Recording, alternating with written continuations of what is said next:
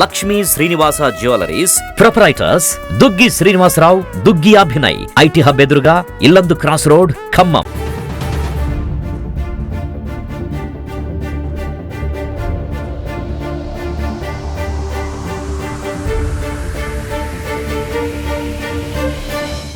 లక్ష్మీ భవాని కీర్తి. ఏం చదువుతున్నావు? 10th class. ఎప్పటి నుంచి చదువుతున్నావు గురుకుల పాఠశాలలో? 5th నుంచి చదువుతున్నా. 6 years నుంచి. 5th నుంచి చదువుతున్నా. 5th నుంచి ఓకే. ఎప్పటి నుంచి? 5th నుంచి చదువుతున్నావు కదా. ఈ ఎలకలు కానీ ఈ సరిగా లేకపోవడం కానీ ఎంతకాలం నుంచి ఉంది? 5th నుంచి ఉంది. ఫుడ్ సరిగ్గా లేకపోవడం, ఫుడ్ సరిగా ఉండేది కాదు, బాత్రూమ్స్ క్లీన్ గా ఉండవు, ర్యాట్స్ 5th నుంచి ఉన్నాయి. ఈ బాగా కొరికే 10th లో. అప్పుడు 9th 8th ఇంకేమేమి ఉండే? డాగ్స్, మంకీస్, ఎగబడే మంకీస్. అయితే మా దగ్గరే ఫైన్ కలెక్ట్ చేసి అవి తెప్పిస్తాం ఇవి తెప్పిస్తామని ఇంకా తెప్పికుండా అట్లనే ఉండటం వల్ల మంకీస్ ఎగబడ్డం, డాగ్స్ బైట్ చేయడం, ర్యాట్స్ అనే ఉంటాం, వాటికి సరిగ్గా బోన్స్ పెట్టకుండా ఇట్లా చేయడం వల్ల ఇట్లా సిచ్యువేషన్ అనేది. స్నానాలు కూడా 2 days కి ఒకసారి. వాటర్ ఫెసిలిటీస్ లేదు సఫిషియెంట్ గా, అక్కడ ఏం సఫిషియెంట్ గా లేదు.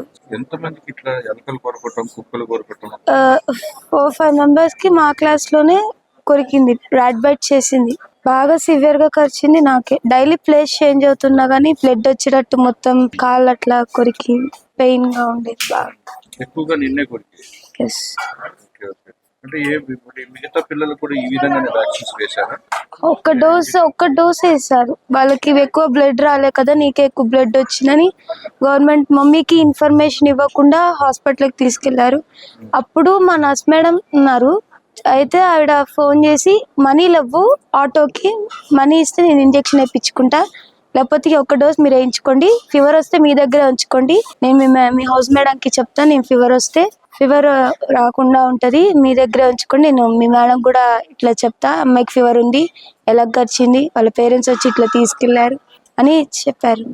ఇప్పుడు ఈ రాట్స్ కి ఈ డాగ్స్ కి వీటి నుంచి మీ దగ్గర నుంచి ఎందుకు డబ్బులు వసూలు చేసేవాళ్ళు? ఓన్లీ మంకీస్ కే చేశారు. మంకీస్ కి అంటే మేము అట్లా ఫుడ్ పడేయడం అది ఇది అని చెప్పారు, కానీ మేము ఫుడ్ పేస్ట్ చేయము అసలు. మంకీస్ రావడానికి కారణం కూడా మీరు ఫుడ్ పడేయడం వల్లనే వచ్చాయి కాబట్టి వాటిని నివారించారు. మరి వాటిని తీయడానికి ఎందుకు డబ్బులు తీసుకున్నారు? తీసుకున్న తర్వాత ఆ డబ్బులతో ఏం చేసేవారు? అంటే మా దగ్గర లైట్ హాలిడేస్ ఇచ్చాక లేట్ గా వచ్చిన వాళ్ళ దగ్గర అమౌంట్ కలెక్ట్ చేశారు. 100-200 చింపాంజీల కోసం వాటిని ఎల్లగొట్టడానికని కలెక్ట్ చేశారు, కానీ ఇప్పటి వరకు ఏం తెలియదు, చెప్పలేదు ఇంకా మాకు. ఇప్పుడు నేను చదివే 10th క్లాస్ కాబట్టి ఏమన్నా ఇక్కడ ఉంటే ఇక్కడ చదువుకుంటే చదువుకో, లేకపోతే వెళ్ళిపో, లేకపోతే మార్క్స్ కట్ చేయడం, FS లో అట్లా మార్క్స్ తగ్గిస్తారన్న భయంతోనే ఉన్నాం, కానీ కంప్లైంట్ ఇవ్వలేక కాదు. పిల్లలందరికీ కూడా ఇదే ప్రాబ్లం ఫేస్ చేస్తున్నారా? ఎస్, కొంతమంది చేస్తున్నారు. ర్యాట్ బైట్ కరికింది, కొంతమందికి ఇంజెక్షన్ వేశారు, వాళ్ళు బాగానే ఉన్నారు. నా కాళ్ళకి కొంచెం ఎక్కువ డోస్ వేయడం వల్ల అట్లా అయింది. నమస్తే అండి, నా పేరు బిందు, మా అమ్మాయి కీర్తి. మా అమ్మాయి గురుకుల పాఠశాలలో చదువుతుందండి. ప్రతిసారి రిపీటెడ్గా ర్యాట్ బైట్ చేయడం వల్ల అమ్మాయికి ఈ పరిస్థితికి వచ్చింది. ప్రస్తుతం లేచి నడిచే పరిస్థితులు లేదు, రిపీటెడ్గా జరుగుతూనే ఉంది.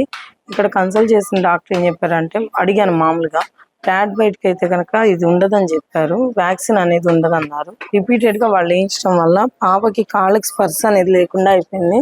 కాళ్ళంతా ఇట్లా వాపులు వచ్చేసినాయి. జరిగి 4 days అయిందండి. వచ్చినప్పుడు అయితే పాప అన్కాన్షియస్ లో ఉంది, నేను ఎత్తుకొని తీసుకొని వచ్చిన పరిస్థితి ఉంది. ప్రతిసారి జరుగుతూనే ఉందండి, రిపీటెడ్ గా జరుగుతూనే ఉంది. నేను అడిగినప్పుడల్లా వాళ్ళు ఎవరికి జరగని మీ ఒక్కరికే జరుగుతుందా అంటున్నారు. ప్రతి ఒక్కరికి ఎవరికి జరగట్లేదు, ఎవరికి గుట్టట్లేదు, మీ అమ్మాయికి గుర్తుందా అన్నట్టుగా మాట్లాడుతున్నారండి. ప్రతిసారి వ్యాక్సిన్ వేపిస్తున్నారు. వ్యాక్సిన్ వేసినప్పుడు ఏమో తగ్గుతుంది అన్నారు, ఇప్పటికీ 3 times వేశారు. మొన్న మార్చిలో వ్యాక్సిన్ వేసిన తర్వాత కూడా మళ్ళీ నవంబర్లో పుట్టిందండి. పాప మేము తీసుకొచ్చినప్పుడు అయితే పాప కుడికాలు, ఎడం చెయ్యి పనిచేయలేదండి. డాక్టర్ ఏం చెప్పారంటే, ఈ రోజు నైట్ గడిస్తే గానీ ఏం చెప్పలేము, అది హార్ట్ దాకా వెళ్ళింది, పల్స్ కూడా పల్స్ బాగా పెరిగింది, హార్ట్ బీట్ కూడా పెరిగిందని చెప్పారండి. 3-4 times జరిగిందండి. ప్రతిసారి 5 doses వీక్లీ వన్స్ చొప్పున ఇస్తున్నారు. ఒకసారి వాళ్ళే ఇచ్చారు, ఒక్కొక్కసారి ఇన్ఫార్మ్ చేస్తున్నారు, ఒక్కొక్కసారి ఇన్ఫార్మ్ చేయట్లేదు. ఇన్ఫార్మ్ చేసినా కానీ వాళ్ళే తీసుకెళ్లి ఇస్తున్నారండి.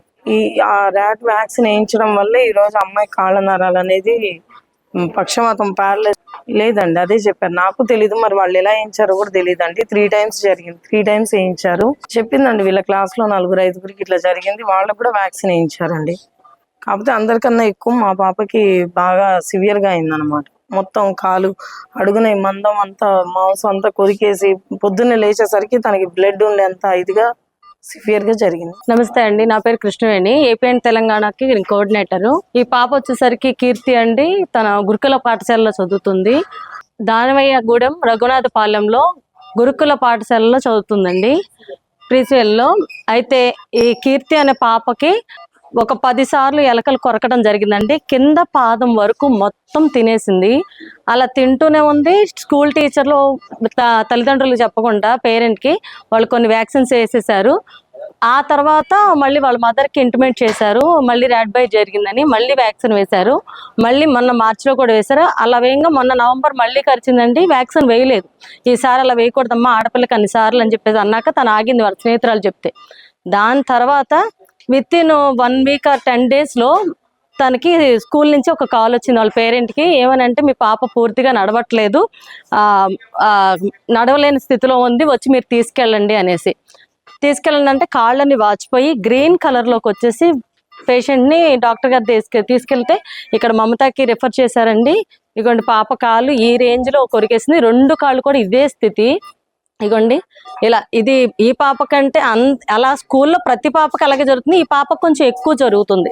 ఆ పేరెంట్స్ ఎవరైనా అడగడానికి వెళ్తే మీకు ఇష్టమైతే ఉంచండి, కష్టమైతే టీసీ తీసుకోండి వెళ్ళిపోండి అని. ఈమె 10th వచ్చింది కాబట్టి పేరెంట్ కూడా భయపడింది. ఇక్కడ హాస్పిటల్ జాయిన్ చేస్తారు. మమతాలో జాయిన్ చేసేసరికి డాక్టర్ గారు ఏం చెప్పారంటే చాలా సివియర్ కండిషన్ ఉంది, నరాలకి సంబంధించి పక్షవాతం వచ్చింది, ఈ 2 కాళ్ళు ఒక చెయ్యి ఎడం చెయ్యి మొత్తం కొలాప్స్ అమ్మ. నెక్స్ట్ హార్ట్కి జాయిన్ అయితే కనుక అది వస్తే పాప బతకడం కష్టం అన్నారు. మిడ్ నైట్ 3 గంటలకి పాప హార్ట్ బీట్ పెరిగింది. తర్వాత వెంటిలేటర్ తీసుకెళ్లే సమయానికి డాక్టర్ గారు మంచి ట్రీట్మెంట్ ఇవ్వటం జరిగింది మమతా హాస్పిటల్లో, వారి కృతజ్ఞతలు.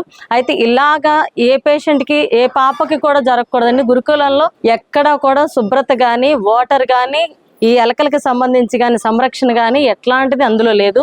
ఈ పాపకి ఇలా జరిగినందుకు సీఎం గారు స్పందించాలి, ఈ గురుకుల పాఠశాలలో ఏమేం జరుగుతుందో పర్యవేక్షించాలి, కావాల్సిన నీడ్స్ని అందించాలి. ఇప్పుడు ఈ పాపకి ఇప్పటి వరకు చేయూతనిచ్చిన వాళ్ళు లేరండి. ఇక్కడ మెడికల్ ఖర్చు కూడా ఆమె సింగిల్ పేరెంట్, భర్త లేని ఒక మహిళ ఆ పాపను పెట్టుకొని ఇక్కడ కట్టాలి ఉండాలి అంటే కూడా ప్రతిరోజు నరకం కనిపిస్తుందండి.